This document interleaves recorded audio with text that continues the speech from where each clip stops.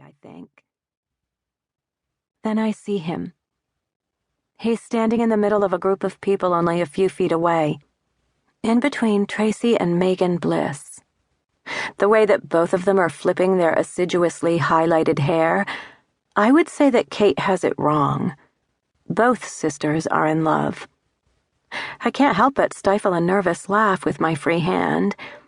It's just too absurd that this is how I would come across Alex again. When I look back over, he's staring right at me.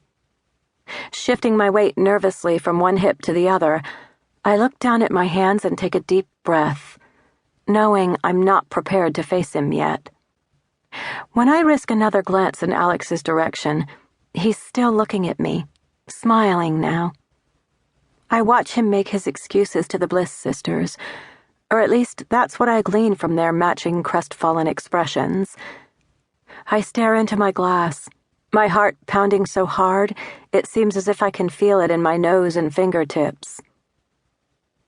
"Excuse me," he says, and I look up. I've decided in the brief moments since I've seen him that I'll pretend at first not to recognize him.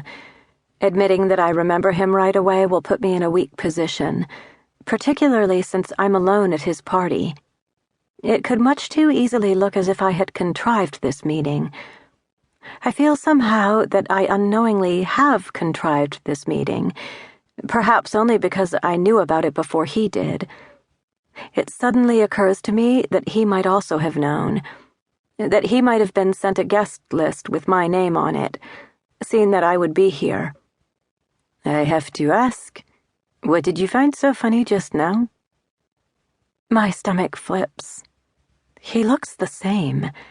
How can that be? 10 years have passed. But he has the same beautiful eyes, same thick dark hair, only the attractive sprinkling of gray at the temples is new. I was just wondering how long it's going to take those two women to claw each other's eyes out over you.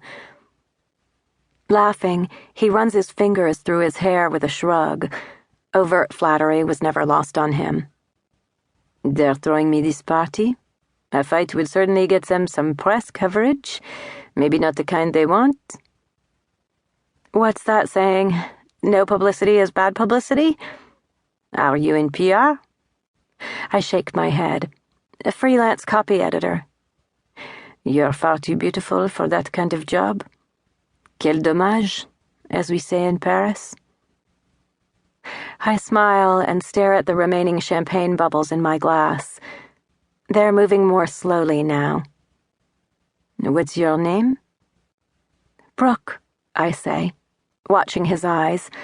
Nothing. Not even a flicker of recognition. I feel sick and empty, as though I've drunk too much without eating first. 10 years. Unlike Alex's, my appearance has changed. The hair that once fell past my shoulders is now cropped just beneath my chin in a serious bob, with blunt-cut bangs that hang low over my eyebrows.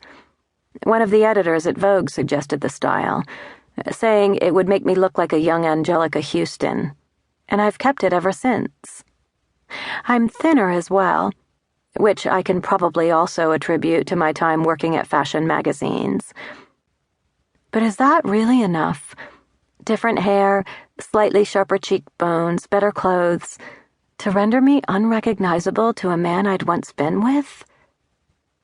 "Alex de Perso," he says, shaking my hand, something he would never have done back in France, something he must have picked up in the States.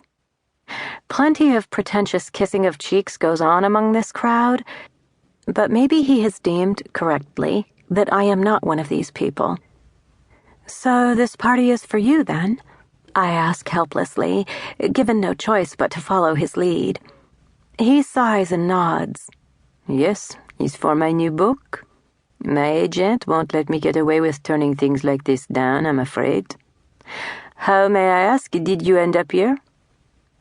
My friend Kate works for the company. I don't know where she is now. I look around, suddenly desperate for Kate to appear and validate my story. What is your new book about?